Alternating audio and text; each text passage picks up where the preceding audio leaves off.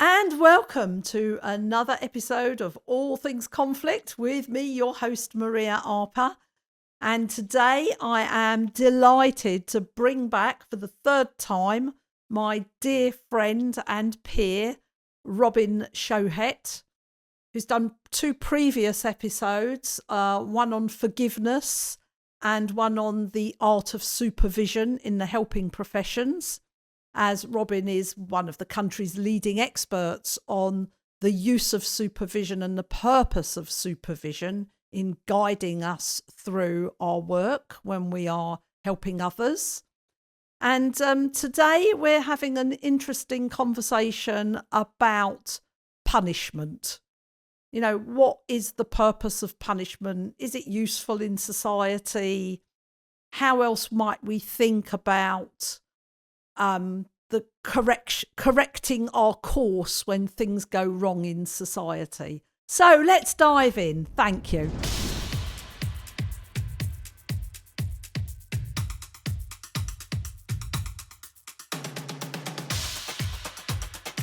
So Robin, welcome back to All Things Conflict.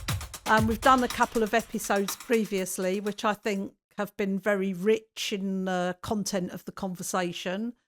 And I think this came about, this episode, you appearing on this episode came about kind of as a response to some of the more recent episodes around justice. What is justice?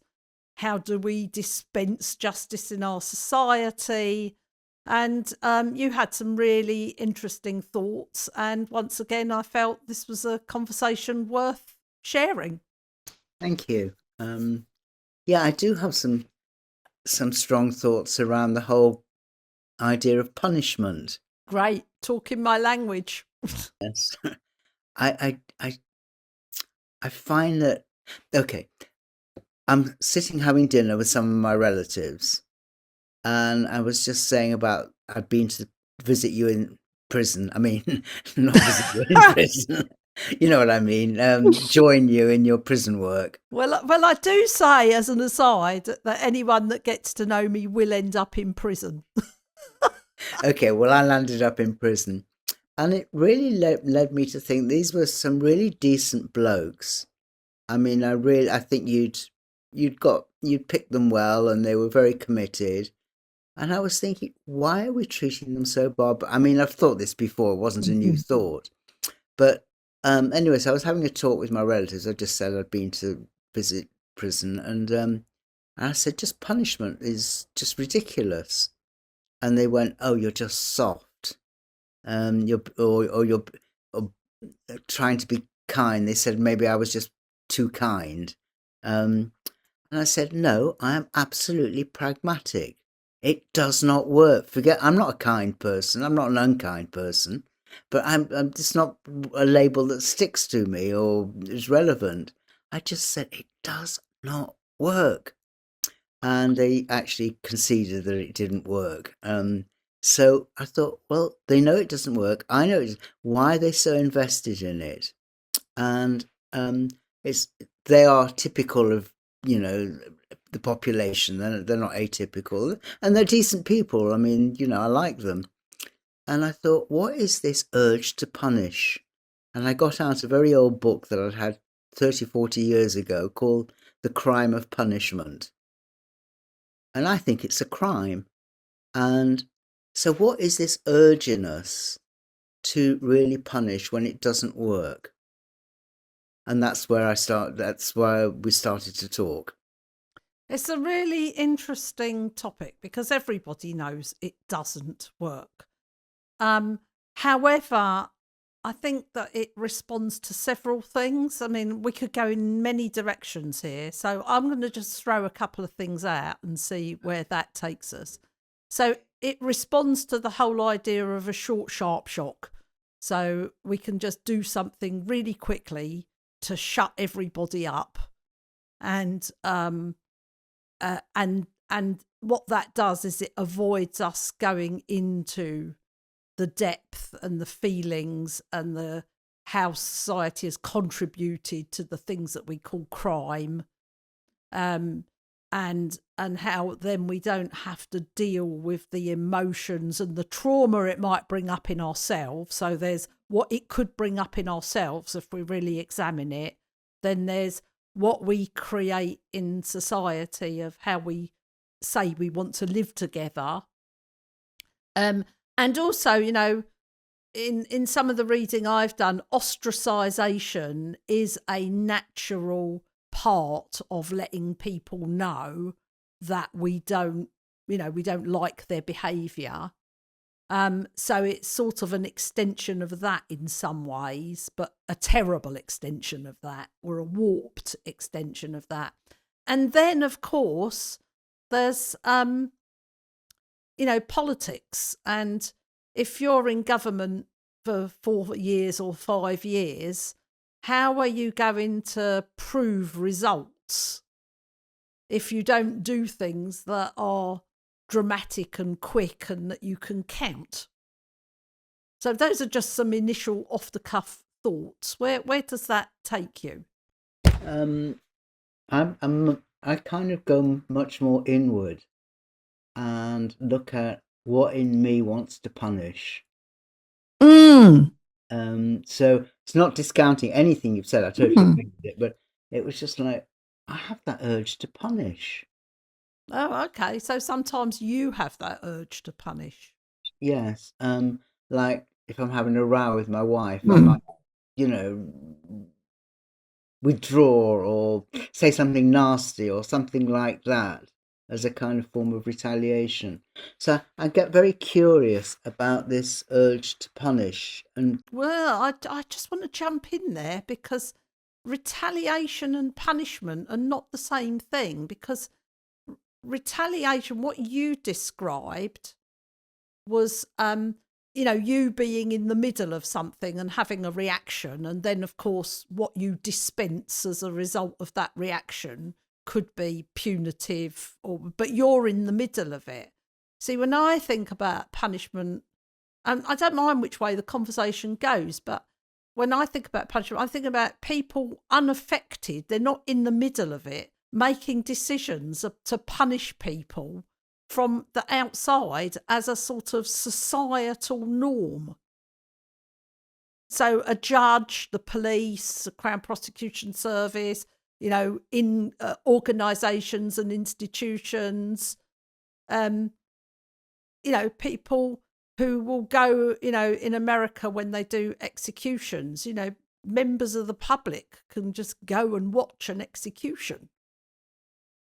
And they're not they're literally not directly affected by that person's crime. Is that a way we could look at this as well? yeah, well, I'll come at it. Yes, and we can go. But I want to tell you something that I about 25 years ago, there was a program on Channel 4, I think it was, called Doctor's Mistakes.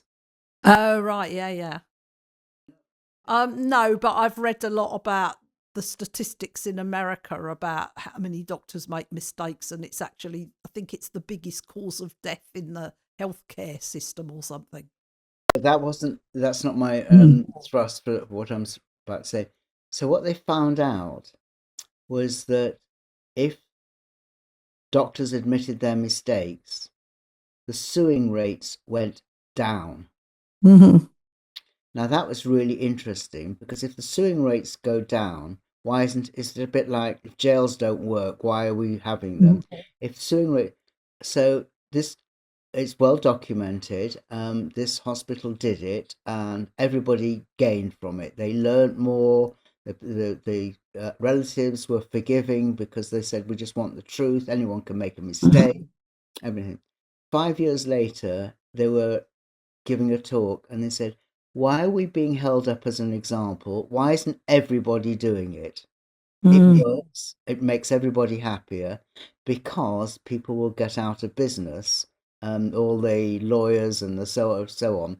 So I'm coming back to your point, but there's a huge investment in it, and that is nothing to do with jails and punishment. This is to do with compassion and honouring people, and a system that is counterintuitive, like the suing rates going down. So if that justification, oh, if you admitted a mistake, the suing rates would go through the sky, is just not true.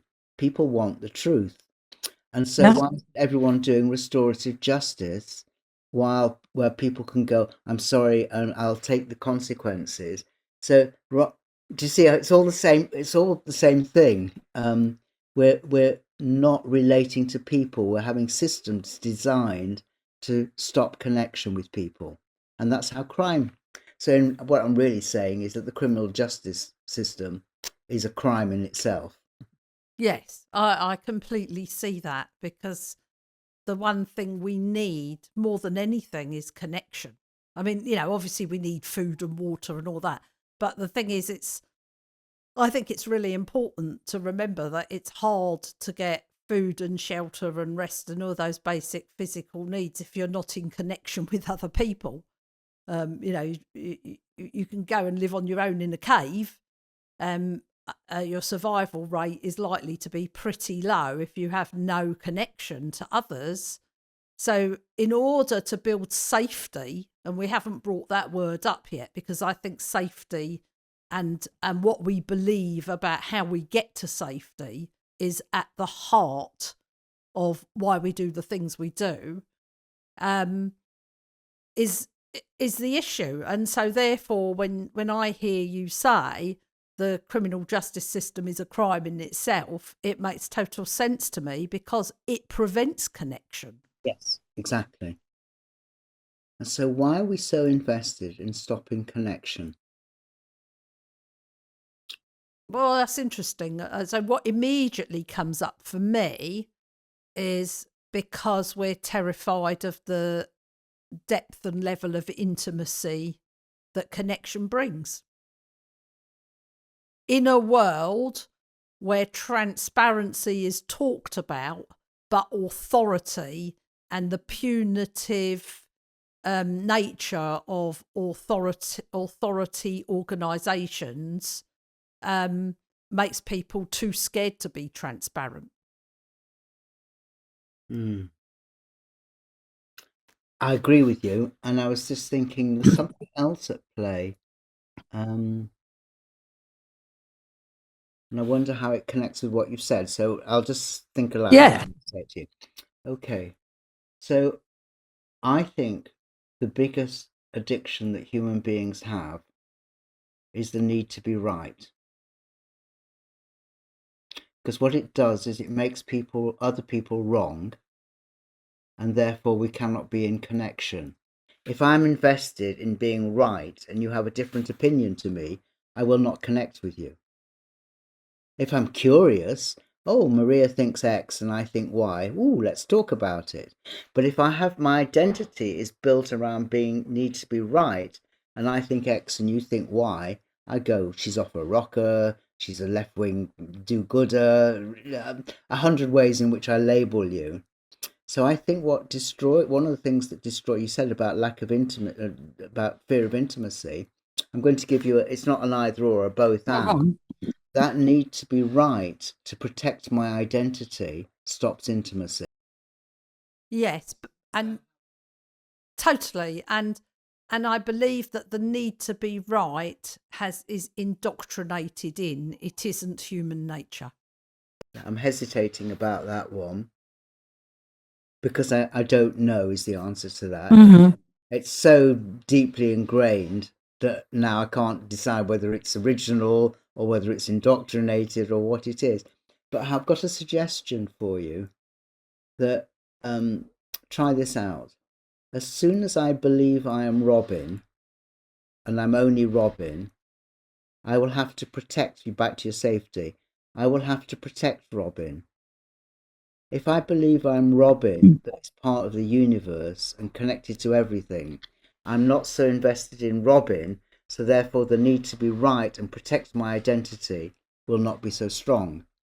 So I wonder if it's the belief in the separate self that is indoctrinated in us. Oh, yeah, completely. I mean, that just so lands for me. And it's interesting because in my work, when I'm training people, and I'm training people in some of the applications of the dialogue roadmap, like mediation, I always say what I've learned in the years I've been doing this is that when I sit down with another human being, I'm just meeting another version of myself. It's not Maria sitting down with, Tom or John or, Lillian or whoever.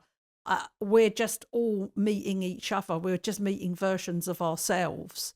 And when you see it like that, of course, then there's nothing to protect. In fact, there's everything to gain in the potential for growth and understanding and learning. Yeah, and connecting. Yeah. Well, building on that, I think I'm a hair's breadth from being a criminal myself.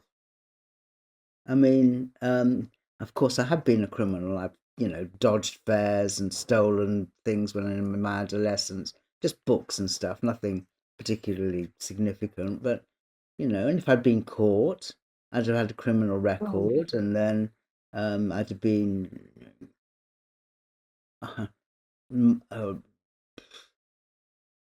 I'm just thinking how close we are to being labelled a criminal ourselves.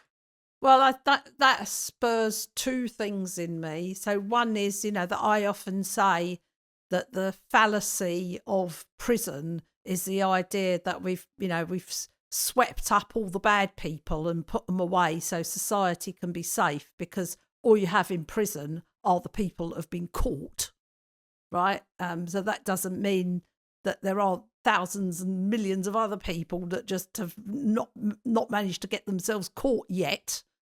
And the other side of that, really, and I think I wanted to say this earlier, was part of the separate Robin and not being the connection thing, is when we went from being hunter-gatherers to farmers, and then the idea of property and things that I own, and then the production of surplus gave us things to protect.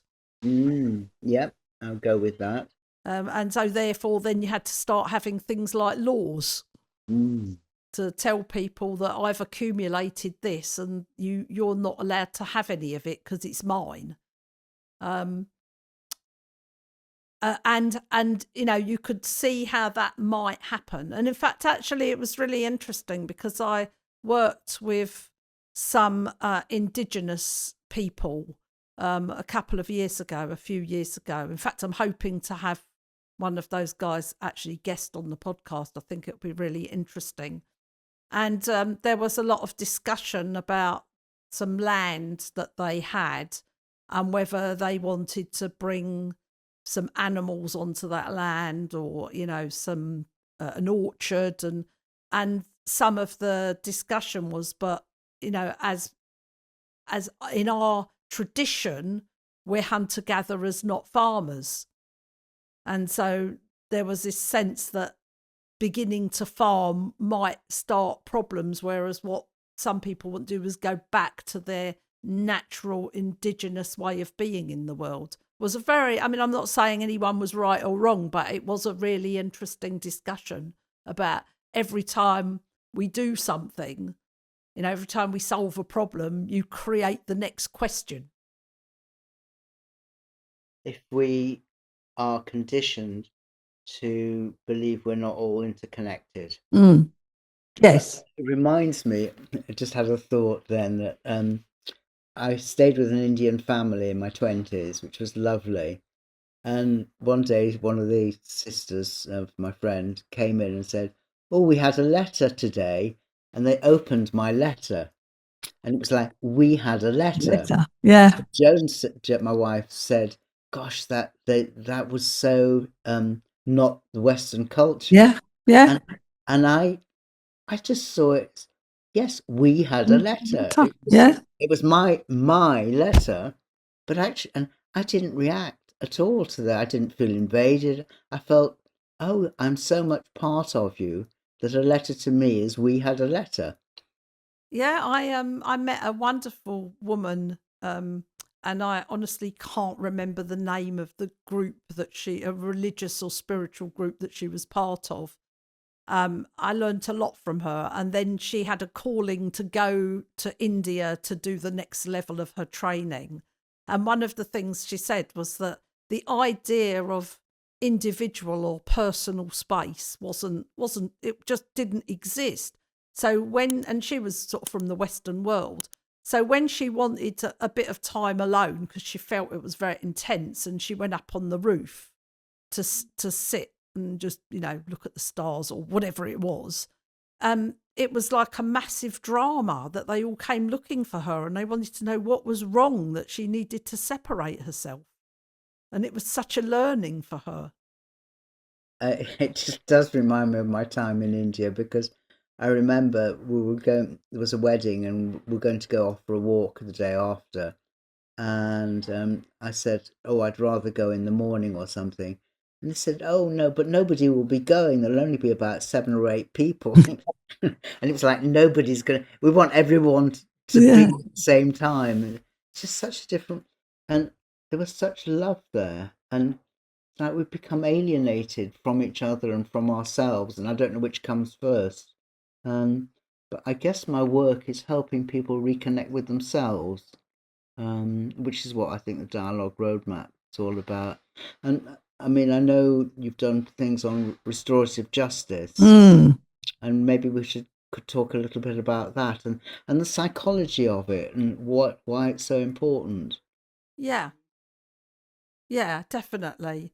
So, when you were talking about the medical thing with the doctors, telling the truth or just being honest about mistakes, that really sang true, because, one of the, when people are victims of something, something happens, and whether it's the family or, the person themselves, one of the most important questions is, how do we stop this happening? There's a sort of process, and the first one is, who sustained the injury, loss, or harm. So there you have your victim, and then, why did this happen now, and why did it happen to me, is a really big question. And then people move on to, well, that's a very natural human instinct. How do we stop this happening to anyone else? And if you don't have truth and honesty and sharing in order to grow and learn, and really talking about the mistakes we've made, you can't get there, which is why often, people can feel a certain amount of relief that a person's been caught and put on trial and put in prison, and say, oh, well, the world's a safer place now this person's in prison. But there's not the growth, connection and fulfillment of understanding that we actually all learned from this, and the person who did it, and the person who's the perpetrator of this, understands their own motivations and gets connected to themselves, because now you send people to prison, and there's another place you've got to protect yourself. Yes, yeah. I'm just reminded, I'm sorry, I'm just pre-associating here. I was talking to a lawyer in America with some Zoom thing, and she said she trained as a lawyer, and she said what they said is, you've done, when you convict somebody who's guilty, that's good, but when you convict somebody who's not guilty, then you've made it. Yeah. Wow, what a thing to put out. I mean, what a thing to even generate. I mean, it was just like bizarre to me. And I think the suicide rate in barristers, and I don't know about solicitors, but barristers, is very high. Oh, really? I'm really surprised by that. I've never heard that before. Well, that's what I read somewhere, and I don't know if it's got, but I did remember because it didn't surprise me, because they're in such an adversarial world that even if they win, they lose. I mean, some part of them must lose, especially if you're defending somebody you know is guilty, or attacking somebody you know is innocent, or whatever. It's just a very warped idea of humanity. Well, it cannot be good for the soul on any level to live a life where every day you wake up and you're either you've either got power over other people and you're just using a system or a process, so there's no humanity in it.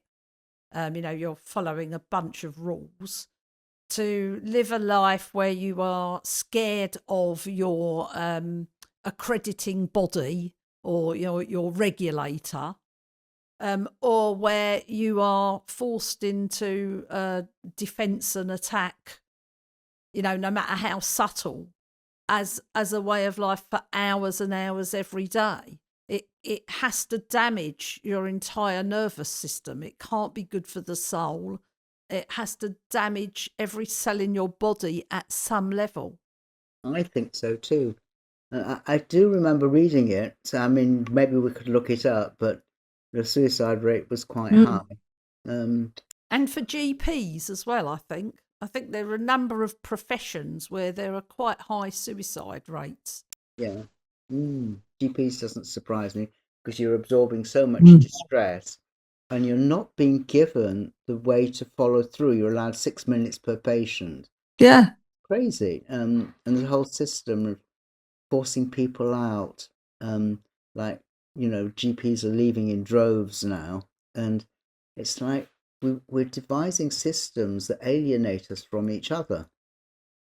Yes, and the problem is that these are becoming whole industries. I mean, this is the way I talk about it is we have set up whole industries that are completely dependent on not having the real conversation.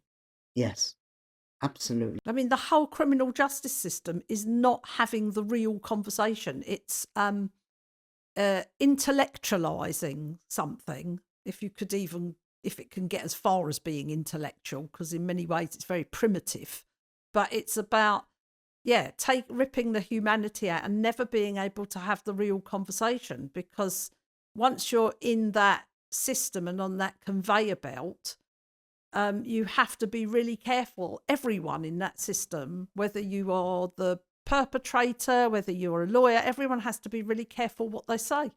Yes, I've got a very funny story because I'm in the middle of doing my tax returns and I'm kind of quite paranoid because I'm sloppy. I hope this isn't going out into well, if it does, I'm sloppy. I don't cheat or want to cheat even, but I don't record every single transaction I've had and everything. And I was talking to my wife about it and I said, 50 years ago, 55 years ago, I rang up the tax office because you could do that, and I said, I'm going to India in September, so I will have been taxed as if I was working for the whole year, but I only have worked half a year, so I'll be due a rebate. Could you send it to my sister on her birthday as a birthday present because I'll be in India and it'll be a surprise birthday present for her. The tax office did it. Oh, wow. Oh, my God. How many years ago was that? 55 years ago. Wow. And they actually said, "Oh, that's a lovely gesture. Of course, we'll manage that." Could you even imagine it now? Imagine. Yeah. But it was just had a lovely conversation, and they did it, and it was just like, and I'm wondering if going online, which is what we're doing now, again is part of that alienation. I mean, of course, it's bringing us connection now because I can talk to you and do this podcast. I don't have to come in and blah blah blah. But I'm wondering if it's subtly undermining personal connection because now just go onto the website, don't talk to anyone, just do it all on the website. I think it's all part of, I don't know how we're being brainwashed into not trusting each other, not connecting with each other, and it becomes self-fulfilling. Because once you start to not trust someone, you behave in an alienating way towards them, and then they don't trust you, and then so it just becomes self-fulfilling. Well, I think there's a lot more behind that. I mean, one of the things that I find really like upsetting is the idea that we call human beings consumers. The media, even people whose work I admire will use the word consumers. Consumers think this and consumers want that. And organisations see us as consumers. We're not called passengers now. we're called customers Yes. on the Yes. trains. I'm not a customer. I'm a bloody passenger. Yeah. Yeah. And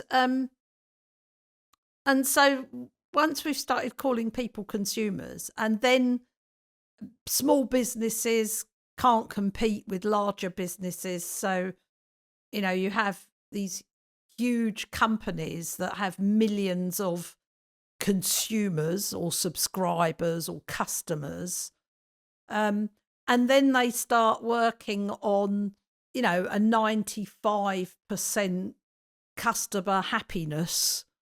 That's their goal. That's all very well, but if you're in the 5%, you don't really count. You can't just ring up somebody and say, actually, could you look at me individually? Because they've already allowed for a 5% of unhappy consumers. It's just making, I don't think I'm articulating it particularly well. And so that's where, when you stop things being local and you go for this kind of more global consumption system, how can I trust you? Yep. I'm just thinking now of people who are listening to us. I want to bring back the restorative justice, because I think we're kind of having an interesting discussion about some of the reasons and so on. And in the end, it's what can we do? And restorative justice. I watched the play Punch. Yes. Well, we had the mother as a guest, and it was really it was just an amazing experience to talk to her. Yes, how they had to overcome their prejudice and all their conditioning, and it was a big deal. I mean, having your son killed and talking to the killer and helping the killer, it was like a spiritual experience, really. So I was recently introduced to a film by Hervé, who's also been a guest on this podcast and a very big friend and peer and colleague of mine. And it was a French documentary film about restorative justice. And it's just been they've just put English subtitles on it. And I really recommend it. So it's called All Your Faces. And what it is, it's a progress through a group of people who, I think they're in prison, who've committed crimes, robbery and assault and things like that, coming together with a group of people who have been on the receiving end of that type of crime. So not necessarily the victim and the offender in the same room. And there's 8 or 9 of them, and they meet weekly to just talk about it. And you see over the course of the discussions the human connection that builds, and the way there's a natural kind of through dialogue, people who've been on the receiving end of certain crimes holding the people who are saying things accountable. So there's one guy in the circle, for example, who's always blaming everyone else. Oh, it was the circumstances. Oh, it was and he does a whole poor me. And one of the other guys just calls him out on it and just says, I've listened to you for so long and everything is everyone else's fault. When are you actually going to take responsibility? But out of a natural conversation, not out of some authoritative. And it has such an impact on this guy. I highly recommend it. But it shows that there's a natural justice and we can find it together. Yeah, that's lovely. I like that. That should be a strap line. And as you were saying that, I was just looking behind you, and I wondered why you'd call things all things conflict as opposed to all things connect. I think because the work I do, whenever I show up, there either has been conflict, there is conflict or people are interested in conflict. And so for me, this was a very umbrella way of saying, like, conflict's everywhere and it's in everyone's life some way or another. And it's not necessarily a bad thing. I don't think with the work I've done now, I don't see conflict as a bad thing. So for me to say all things conflict, it's like, great, we've got, this is the start of an exploration. This is the start of a place in which we can grow. I agree with you. And I think temperamentally, maybe you are more tolerant of conflict and maybe conflict averse. But I was just thinking I would have behind me all things connect. Well, you would do that, Robin. Well, I say I'm maybe conflict averse. I don't. Yeah. Well, I mean, that's a very big problem in our society, is conflict avoidance and conflict aversion. Because when you live in a punitive system, and when you live in a system of right, wrong, shaming, humiliation, and all the rest of it, and people watching to trip you up, then it's only sensible to be wary of conflict. No, it's just interesting that. So, we only have a couple of minutes left. I think we could probably have spoken for 2 or 3 hours, as sometimes we have done. But I like that this maybe gives a glimpse into some of the ways in which we can explore and examine things that we don't necessarily have all the answers for. And yet it's still good to open it up and open it up and open it up. So if you wanted to leave this episode, with a point for people to reflect on, how might you do that? The mirror. Anytime, I liked what you said about this guy who wouldn't take responsibility. It's like, unless we can take responsibility for everything, because we always have the freedom to choose our responses. We may not have the freedom to choose what happens to us, but we can have the freedom to choose our responses, which is, and to do that, you have to be willing to be wrong, to not know, all the to face our uncomfortableness.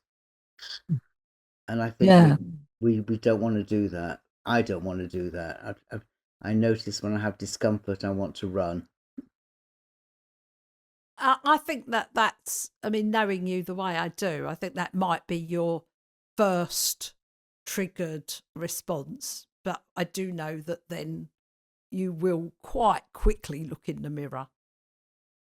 So I think that's the message, isn't it? Is how can we go from the initial indoctrinated reactions that we've been taught to believe are natural, into actually, my first place is let's look in the mirror.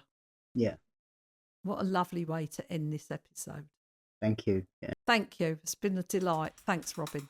Thank you.